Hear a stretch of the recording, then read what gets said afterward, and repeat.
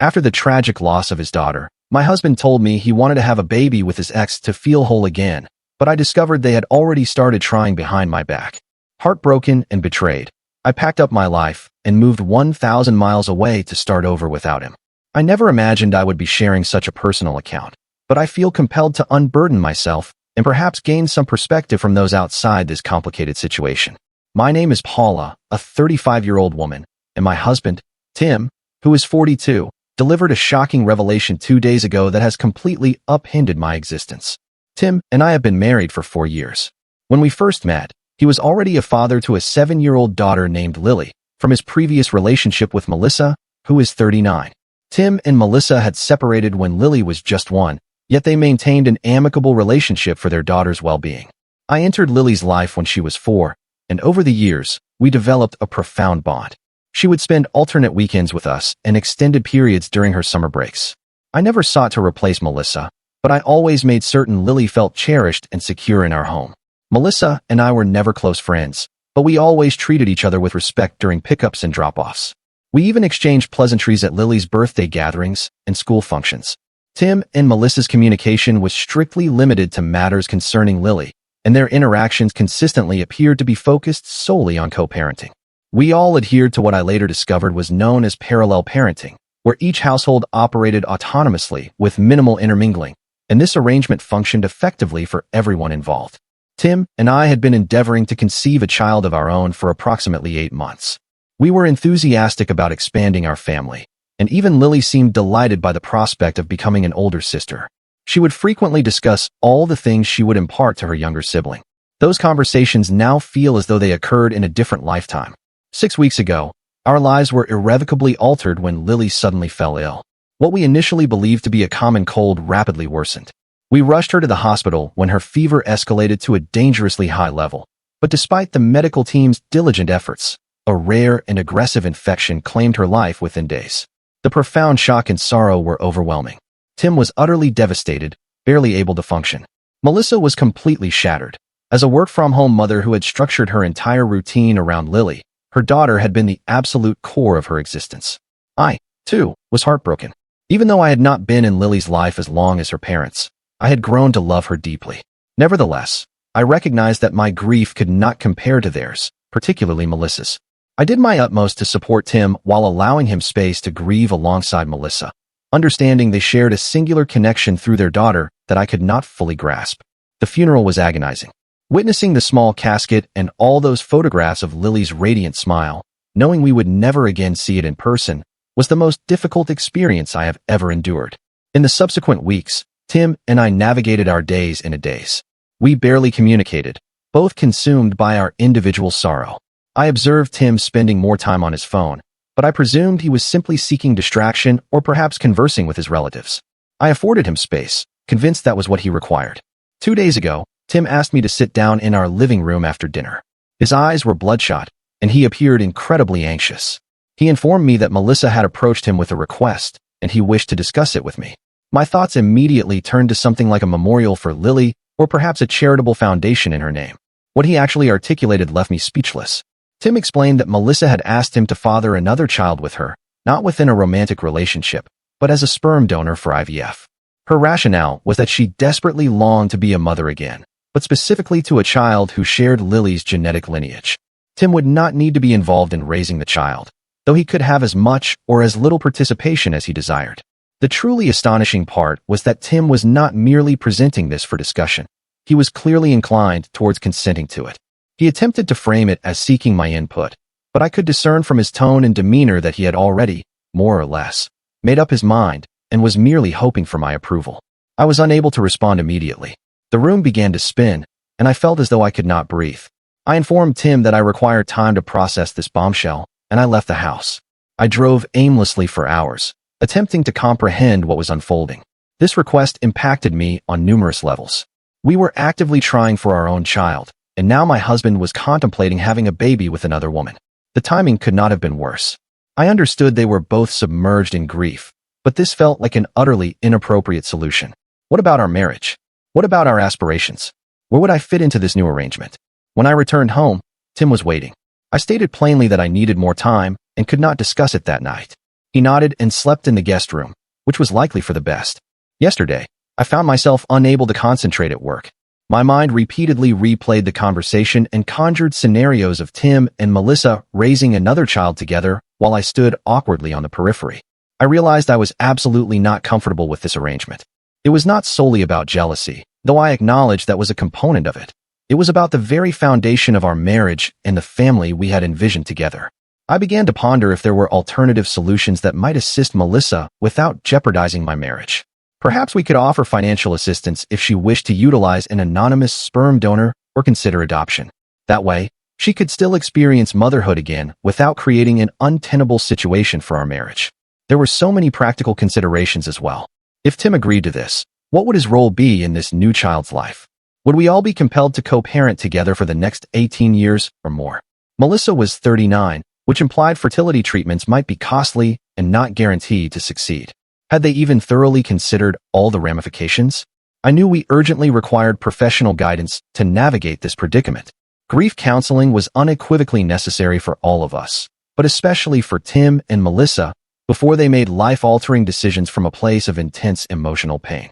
When I arrived home from work yesterday, Tim attempted to reintroduce the topic, but I requested one more day. I needed to organize my thoughts and ascertain how to articulate my feelings clearly without dismissing their sorrow. I wished to be empathetic, but also to safeguard my marriage and my own well-being. This morning, before departing for work, I informed Tim that we needed to converse tonight and that I had reached some conclusions. He appeared anxious, but not in agreement. Now I am here, attempting to formulate what to say. How do I unequivocally decline this proposal without appearing insensitive to their grief? How do I propose alternatives without giving the impression that I am attempting to dictate how Melissa processes her loss? And most importantly, how do I make my husband understand that, while I deeply sympathize with both of them, boundaries must exist, even amidst sorrow? I recognize this is an unusual circumstance, and I am not even certain what kind of counsel I am seeking. Perhaps just some perspective or suggestions on how to approach this discussion. Has anyone encountered anything remotely comparable? How does one support another's grief while still upholding healthy boundaries? Update 1. Firstly, I wish to extend my gratitude to everyone who offered comments on my initial post. Reading your insights helped me feel less disoriented during what has been the most surreal period of my life. The relentless surges of shock and emotion have rendered rational thought nearly impossible, so external perspectives proved invaluable. Many of you affirmed that establishing a firm boundary in this situation did not signify a lack of compassion on my part, which I desperately needed to hear. Several individuals inquired about my financial standing. I am financially secure independently. Tim and I had, in fact, set aside a substantial sum specifically for Lily's future expenses, including her college education. A part of me felt obliged to offer some or all of this money to Melissa, as it was designated for their daughter's benefit. After sharing my initial post, I resolved to speak with Tim that same evening. I endeavored to be as gentle yet as unequivocal as possible. I conveyed to him that while I comprehended the profound grief both he and Melissa were experiencing, considering her request was currently inappropriate.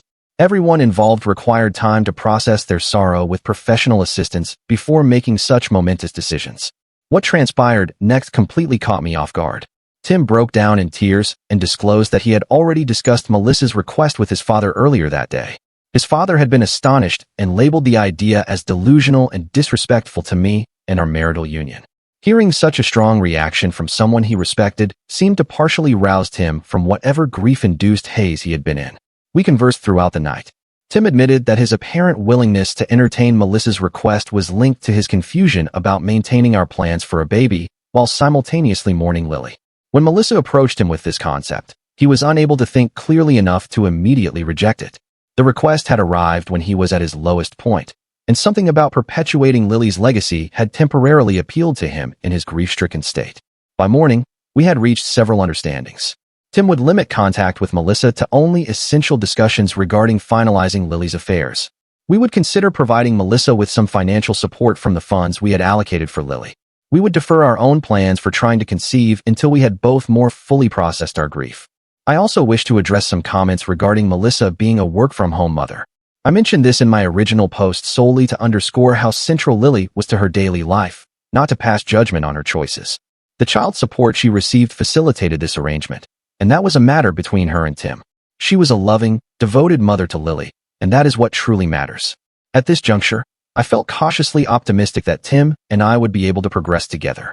He had scheduled an appointment with a grief counselor, and we were planning to see a marriage counselor the following week. Then, yesterday, everything shifted once more. Tim returned home from work looking pale and unwell. I immediately worried something had happened with his health, but the truth was far more distressing. He asked me to sit down and confess that he had not been entirely truthful about Melissa's request. They had not been discussing a new IVF procedure where Tim would donate sperm. The actual situation was that during their previous relationship, even before Lily was born, Tim and Melissa had created and frozen several embryos. Tim had never informed me about these embryos. Not when we were dating, not when we married, not when we began trying for our own baby. Melissa's request had not been for Tim to be a sperm donor. She wished to utilize these already existing embryos. And not only had she asked, but Tim had already given his consent without any prior discussion with me. Melissa had undergone the embryo transfer procedure 3 days ago and had just contacted Tim to inform him it was successful. She was pregnant. The room seemed to sway as I attempted to absorb this information. All this time, I believed we were deliberating a hypothetical scenario, when in reality, decisions had already been made behind my back. Major, life-altering decisions that directly impacted our marriage. I could not fathom how Tim could have concealed the existence of these embryos from me throughout our entire relationship. This was not a minor oversight. It was a profound deception. When I questioned him why, his response only exacerbated the situation. He asserted he never anticipated meeting someone like me and did not wish to lose me. So he compartmentalized the embryo situation and hoped for the best.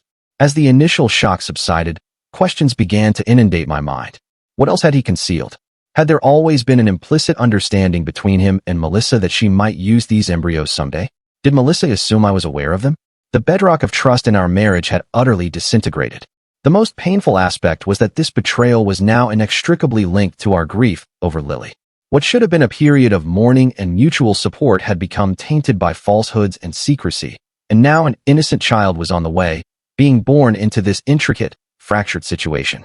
I have spent the last 24 hours oscillating between emotional numbness and intense fury. I feel like an outsider in my own marriage, a superfluous element in Tim and Melissa's ongoing connection. The embarrassment of having shared my previous update, believing things were improving, only intensifies the pain. At present, I am staying at my sister's residence. I required space to reflect without Tim's tearful explanations and justifications. I have not yet made any definitive decisions, but I am strongly considering ending our marriage. I am uncertain if I could ever again place my trust in him after a betrayal of this magnitude. I will provide another update when I have determined my next steps. Thank you all for your support during this impossible time. Update 2. It has been approximately a month since my last update, and I wanted to share the developments that have occurred since then. Firstly, my sincere thanks to everyone who sent messages of support. They have been a lifeline during this dark period. After spending a week at my sister's house, I returned home to collect more of my belongings and have a final conversation with Tim. I had resolved to file for divorce. No marriage can withstand this level of deceit, and I could not envision rebuilding trust with someone who had kept such a significant secret from me throughout our entire relationship. When I arrived at the house, Tim was waiting with what he termed the whole truth. Apparently, there was even more to the story than what he had already disclosed. Tim explained that the embryos had actually been created shortly after Lily was born, not before, as he had previously claimed.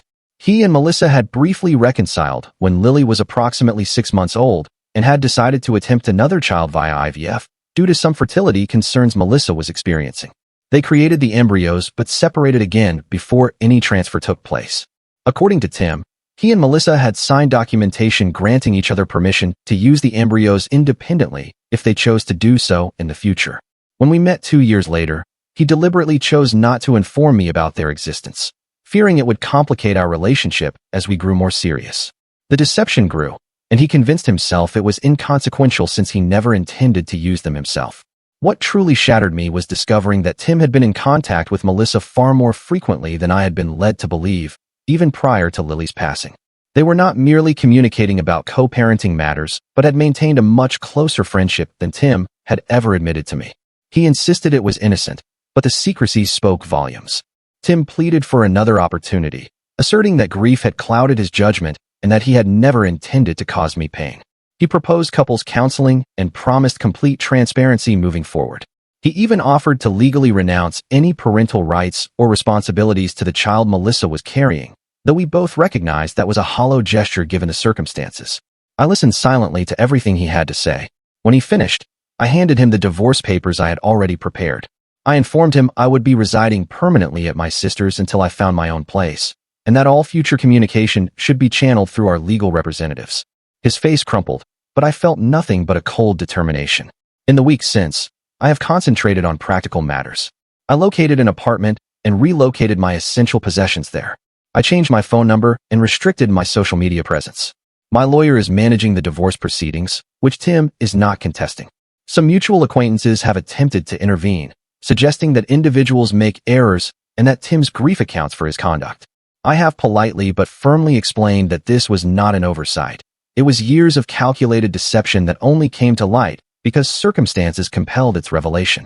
Grief may explain poor judgment, but it does not excuse deliberate, long-term dishonesty. Melissa reached out through a mutual acquaintance to convey that she believed I had been aware of the embryos and had granted my approval. She apologized for the misunderstanding and offered to meet to clarify the situation. I declined. There was nothing to be gained from such a meeting except additional pain, and I wished her well with her pregnancy from a distance. The process of disentangling our finances has commenced, and surprisingly, Tim has been equitable regarding the division of assets. He did not object to my request to donate the money we had set aside for Lily to a children's hospital in her memory, rather than directly giving it to Melissa, as we had previously discussed. Throughout all of this, I have focused on simply navigating each day. Some days are more challenging than others. Moments of grief for Lily still strike unexpectedly and are now complicated by mourning the dissolution of the marriage and the future I had envisioned. The aspirations of having our own child are particularly painful to relinquish. I am not currently dating and have no desire to commence a new relationship anytime soon. Trust does not come easily now, and I require time to rebuild my life on my own terms first. I have begun reconnecting with old friends I had lost touch with during my marriage, and am contemplating a career change that would necessitate relocating to another city. The divorce is expected to be finalized within the next few months. Tim continues to send messages through my lawyer, requesting to speak, but I have maintained my boundary. There is simply nothing left to communicate. Update 3: It has been 6 months since my last update, and this will likely be my final post on this matter. The divorce was finalized 2 months ago, marking the official conclusion of my marriage to Tim. The process was as smooth as a divorce can be, with Tim acceding to all my terms, perhaps out of remorse. I have relocated to a new city for a fresh start and accepted a job offer that came through a college friend. The change of environment has been precisely what I needed. No lingering memories around every corner. No chance encounters with individuals connected to my past life. My apartment is small but comfortable, furnished entirely to my taste, without any compromises. Through a mutual friend, I learned that Melissa is now in her 2nd trimester and that the pregnancy is progressing normally. Tim has apparently fully embraced his role in this new child's life, attending doctor's appointments and assisting Melissa in preparing the nursery. The friend also mentioned that Tim and Melissa have been spending considerable time together beyond just pregnancy-related matters, though they maintain they are not romantically involved. Whether that is true or not no longer concerns me. The most surprising development occurred 3 weeks ago when I received a letter from Tim. Unlike his previous attempts to contact me, this was not a plea for reconciliation. Instead, it was a lengthy acknowledgement of his wrongdoing, accepting full accountability without excuses or justifications. He wrote that therapy had aided him in comprehending the profoundness of his betrayal and that he recognized why his actions were unforgivable. He did not request forgiveness or a response. It seemed to be composed more for his own healing than for mine. After reading it once, I incinerated the letter. His journey towards self-awareness is his own, and I have moved beyond the point where his realizations hold significance for me. That chapter of my life is closed. As for me, the grief for Lily persists, though its form has evolved over time. I keep a single photograph of her in my new home, one where she is laughing on a swing set during a park day we shared together. I remember her for the vibrant, loving child she was, separate from the painful conclusion of my marriage. Many individuals have inquired if I regret not attempting to work through this with Tim, suggesting that marriages can endure even severe betrayals. I do not regret my decision. What Tim did was not a momentary lapse in judgment. It was a fundamental breach of trust that spanned our entire relationship. Some broken things cannot be repaired, and sometimes it is preferable not to try. I have begun volunteering at a local youth center on weekends, which has been unexpectedly fulfilling. Engaging with children has helped to mend some of the wounds left by losing Lily and the future family I had envisioned. I am not ready to date yet, but for the first time, I can imagine a day when I might be. Recently, I encountered a quote that resonated deeply with me. Sometimes the most broken path leads to the most beautiful destination. I am uncertain what my destination will be, but I am moving forward on my own journey now. One step at a time, day by day. To those who have followed my narrative and offered support, thank you. Your kindness to a stranger during the darkest period of her life meant more than you could possibly know. While this experience has fundamentally altered me, I refuse to allow it to define me. The future remains unwritten, and despite everything, I am cautiously optimistic about what it might hold. Story 2. The wedding cake incident. My brother, the favored child, face-planted into the wedding cake I had meticulously prepared, and I chose not to assist him. Our mother found this unbearable and attempted to disrupt everything. I am Emma, a 28-year-old woman, hailing from a modest family in a small Midwestern town. My parents, Tom, 58, and Linda, 56, labored tirelessly to provide for us.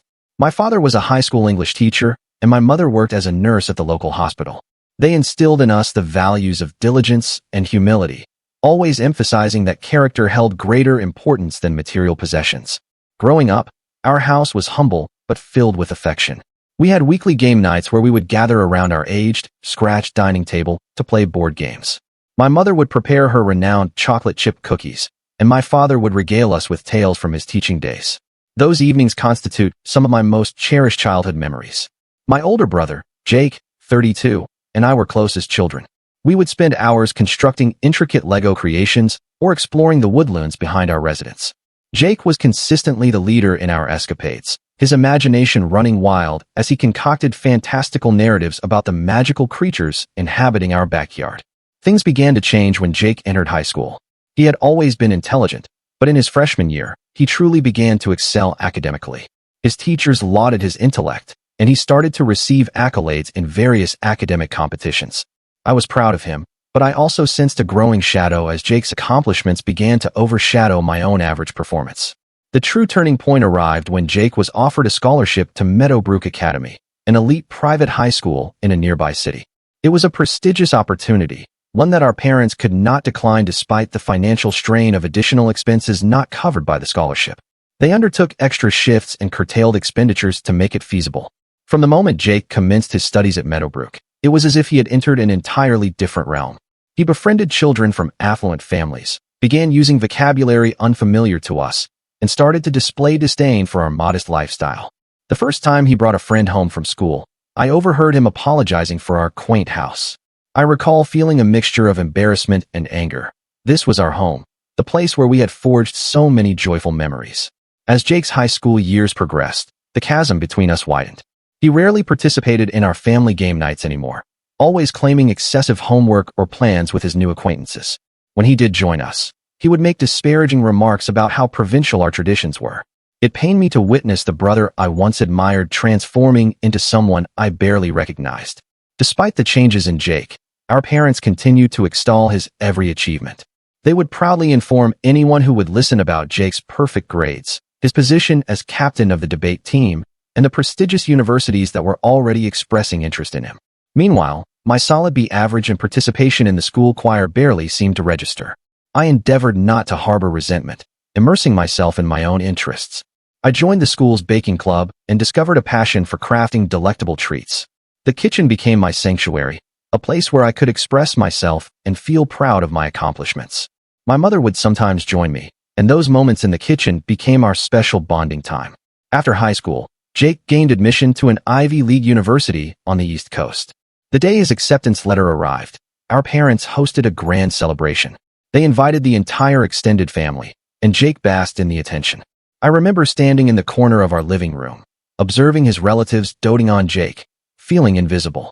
I opted to attend college locally, enrolling at the State University just an hour's drive from home. I worked part-time at a local bakery to help finance my education and contribute to our household. Jake rarely returned home during his college years, always asserting he was too occupied with internships or networking events. When he did visit, he would recount stories of his influential connections and the opulent lifestyle of his college friends. After college, Jake secured a position at a distinguished consulting firm in New York City. He relocated to a sleek apartment in Manhattan, his life increasingly resembling something from a glamorous television series. Meanwhile, I had commenced full-time employment at the bakery where I had worked during college, gradually accumulating savings with aspirations of opening my own establishment someday. Fast forward to the present. I have finally realized my ambition of opening my own small bakery in our hometown. It has been operational for a year, and while it is not making me wealthy, it is performing sufficiently well that I have been able to employ 2 part-time staff and even assist our parents with some of their expenses. My mother and father have been supportive, frequently stopping by to sample new recipes or simply to chat during slow afternoons. Jake, on the other hand, has continued his ascent up the corporate hierarchy. He is now a senior consultant, constantly posting on social media about his business class flights, extravagant client dinners, and costly timepieces. His visits home have become even less frequent, and when he does come, he spends most of his time on his phone or complaining about the lack of activity in our provincial town. Last month, our cousin Amy, 25, got married. Amy and I have always been close. She would often join me in the kitchen during family gatherings, and we would converse while frosting cupcakes or kneading bread dough. When she asked me to create her wedding cake, I felt honored and dedicated weeks to perfecting the design. The wedding was a significant family event, held in the renovated barn of Amy's fiancé's family farm. It was a beautiful, rustic affair, with fairy lights draped across wooden beams and wildflowers in mason jars adorning every table. I arrived early to set up the cake and assist with last-minute preparations. Jake appeared just before the ceremony, attired in an expensive designer suit that seemed comically out of place in the barn setting. Throughout the reception, he continually made loud remarks about how quaint and folksy the wedding was, his voice dripping with condescension. I observed the pained expressions on Amy's and her new husband's faces, but they were too courteous to interject. I attempted to disregard Jake, focusing instead on celebrating Amy's special day. However, matters took a turn when Jake consumed a bit too much alcohol. He began to flirt aggressively with one of the bridesmaids, Sarah, 24, who happened to be Amy's lifelong friend. Sarah was visibly uncomfortable, attempting to politely excuse herself, but Jake persisted. At one point, Jake stumbled and spilled his red wine all over his costly white dress shirt and suit jacket. He began to create a scene, loudly lamenting the expense of the suit and demanding that someone clean it for him. People were staring, and I could see Amy looking distressed on what was meant to be her perfect day. A part of me desired to help Jake, to spare him from further embarrassment and prevent him from ruining Amy's wedding. But another part of me felt he deserved to confront the repercussions of his actions for once. So, I remained where I was, feigning ignorance of the commotion. Things escalated when Jake attempted to approach Sarah again. He tripped over his own feet and plunged face first into the wedding cake, the 3-tiered masterpiece I had spent weeks perfecting. The entire room fell silent. Jake was covered in cake and frosting, appearing utterly ridiculous in his ruined designer suit. He surveyed the room, his gaze settling on me. I could perceive the unspoken plea for assistance in his eyes, a flicker of the brother I once knew peering through his inebriated state. But I averted my gaze, leaving him to contend with the mess he had created. Our parents rushed to Jake's aid, helping him up and swiftly escorting him out of the reception hall. I remained behind to assist Amy and her new husband in salvaging what remained of their wedding celebration. We managed to preserve the bottom tier of the cake, and Amy was gracious enough to laugh off the incident, remarking that it would make for a memorable wedding story. But as I watched Amy slice into what was left of the cake I had poured my heart into, I could not help but feel a blend of emotions. Anger at Jake for his conduct, guilt for not helping him, and a profound sadness for how distant we had become. Am I in the wrong for not assisting my brother in his moment of humiliation, even though he has been unbearable for years? Should I have set aside my resentment and intervened to help him, or was it appropriate to allow him to face the consequences of his actions for once? Update 1: It has been approximately a month since Amy's wedding, and a great deal has transpired. I thought I would provide an update on the situation with Jake and how events have unfolded within our family. The day after the wedding, I awoke to a barrage of furious text messages from Jake. He accused me of abandoning him and making him appear foolish. Some of his messages were barely coherent, a mixture of drunken typos and bitter accusations. I did not respond to any of them, deciding it was more prudent to allow him to calm down before attempting any form of conversation. Later that day, I received a call from our parents. My mother was in tears, and my father's voice was strained with disappointment.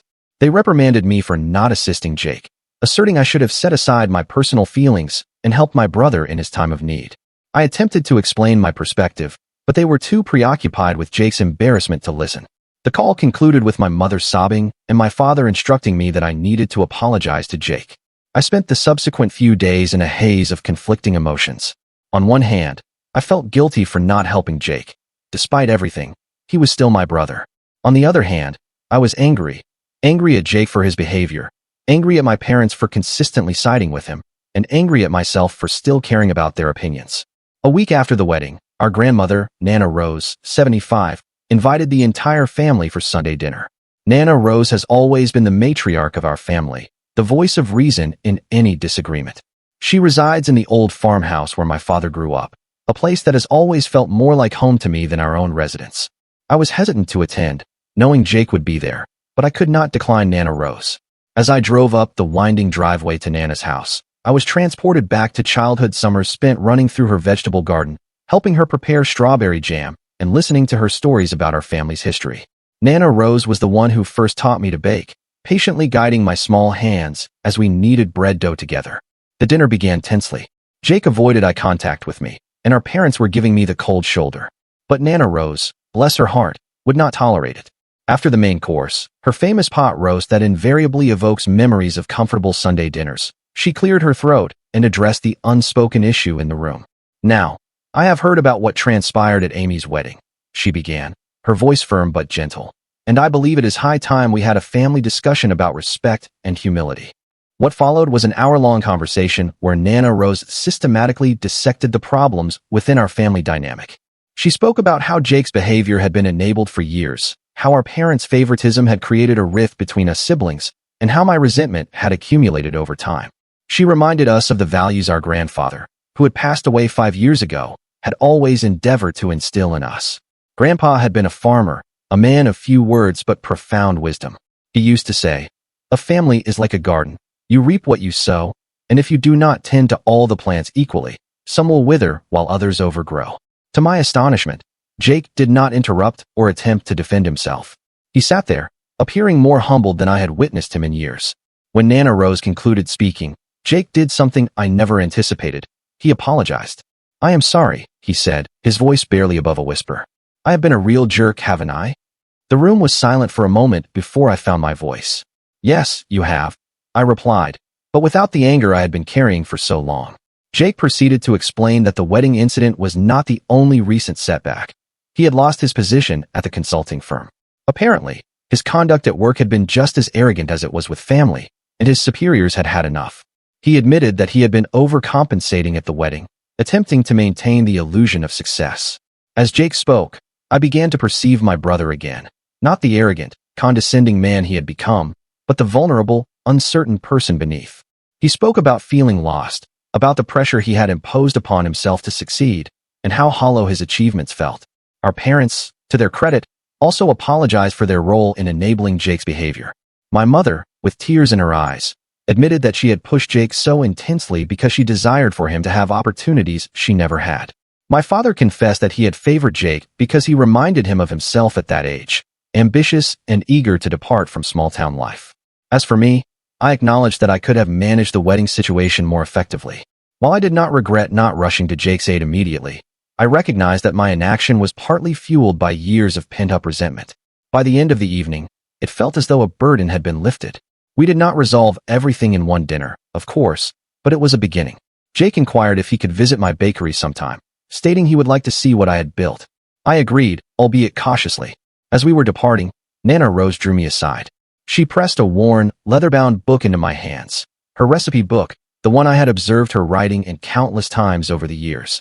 "I believe you will make better use of this than I will now," she said with a knowing wink. "And remember, family is like bread dough. Sometimes you need to let it rest, but you always return to knead it with love." It has been a few weeks since that dinner, and things are different. Not perfect, but different. Jake has been making an effort to be less arrogant, and our parents have been more mindful about treating us equally. Jake has started coming to the bakery, not just to visit, but to assist. He is terrible at baking, but he is trying, and that signifies more to me than I can express. As for me, I am attempting to release some of my old resentments. It is not easy. Years of feeling secondary do not vanish overnight, but I am working on it, one day at a time. I know we have a long journey ahead, but for the first time in years, I feel optimistic about my relationship with my brother and my place within our family. I will keep you all informed on how things progress. Update 2: It has been another 2 months since my last update, and I wanted to share the advancements we have made as a family, as well as some new challenges that have emerged. After our family dinner at Nana Rose's, Jake and I began to reconstruct our relationship. He has been visiting the bakery regularly, not merely to observe, but to genuinely help out. Initially, it was somewhat chaotic. He nearly ruined a batch of croissants and somehow managed to get flour in places I did not even know existed in my kitchen. But he has been persistent, and I must admit, it has been pleasant having him around. One day, as we were closing the bakery, Jake confessed that he had always harbored a degree of envy for my ability to create something tangible with my hands. All those years in consulting, he remarked, and I never once got to see or taste the results of my work. But here, every day, you are making something real that brings joy to people. That conversation led to us establishing a new tradition of Sunday brunches where we take turns preparing meals for each other. Last Sunday, Jake attempted to bake cinnamon rolls from scratch. They were comically lopsided and a bit overdone, but the effort meant more to me than any expensive gift he could have purchased in his former life. Jake has also commenced volunteering at the local community center, imparting basic computer skills to seniors. It has been heartwarming to witness him utilize his knowledge to assist others without any expectation of commendation or reward. He informed me that working with the seniors has provided him with a new perspective on what is truly important in life. Our parents have also been making efforts. My mother has started demonstrating more interest in my bakery, even requesting baking lessons. My father, who was always somewhat reserved, has been making an effort to connect with both of us equally. He has been assisting me with some business planning for the bakery and has been brainstorming ideas with Jake for potential new career paths. However, just as things were improving between us, a new problem arose. Our parents, particularly our mother, appeared to be struggling with the shift in family dynamics. Approximately a month ago, we had another family dinner, this time at our parents' house. Jake and I arrived together, conversing amiably about a humorous incident that had occurred at my bakery involving a mix-up between salt and sugar in a batch of cookies. The moment we entered, I could sense something was amiss with my mother. She seemed tense, her smile a bit too forced as she greeted us. Throughout dinner, my mother repeatedly attempted to bring up Jake's old job, inquiring if he had heard back from any of his important contacts. When Jake politely changed the subject, discussing his volunteer work instead, my mother's face fell. I could perceive the disappointment in her eyes, and it made me uneasy. After dinner, as Jake was helping my father with the dishes, another new development occurred. My mother drew me aside into the living room. The room was adorned with framed photographs of our family, and I could not help but notice how many of them featured Jake's achievements.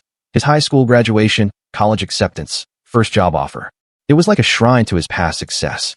"Emma, do you not think you should be encouraging Jake to return to the corporate world?" she inquired, her voice hushed. "All this bakery talk and volunteer work, it is not really suitable for someone of his caliber, is it?" I was shocked. "Mom," I replied, "Jake seems happier now than he has in years. Is that not what is important?" My mother shook her head, her gaze fixed on a photograph of Jake in his expensive suit from a few years ago. But he had such a promising career, all that education, all those opportunities. It just seems like such a waste. I attempted to explain that Jake was finding fulfillment in his new direction, that he was becoming a better person, but my mother would not listen. She seemed fixated on the notion of Jake resuming his high-flying corporate life. This conversation illuminated a troubling reality. While Jake and I were addressing our issues, our parents, especially my mother, were struggling to adapt to the new family dynamic. They had built so much of their pride around Jake's corporate success that they could not perceive the value in his personal growth. Over the next few weeks, this became a recurring issue. My mother would make subtle, and sometimes not so subtle, comments about Jake getting back on track. She would send him job listings for corporate positions and discuss connections she could leverage for him. One particularly tense moment arose during a family barbecue. Jake was excitedly recounting to everyone about a group of seniors he had helped set up email accounts for the first time. The joy on his face was palpable as he described how one elderly woman had teared up at being able to see photos of her great-grandchildren who lived across the country. My mother, instead of sharing in Jake's enthusiasm, simply asked, "That is nice, dear, but have you considered utilizing your skills for something more substantial? I heard the tech firm in the city is hiring." The light dimmed in Jake's eyes, and I felt a surge of protectiveness I had not experienced since we were children. Before I could interject, however, my father stepped in. "Linda," he said gently, "I think what Jake is doing is quite substantial. He is making a real difference in people's lives." It was the first time I had witnessed my father openly disagree with my mother about Jake's choices, and the tension was palpable. My mother pursed her lips, but did not argue further. "Jake, to his credit, has been handling it with grace. He gently but firmly informs my mother that he is not interested in returning to that life at present, but I can perceive the strain it is placing on him and on his relationship with our parents.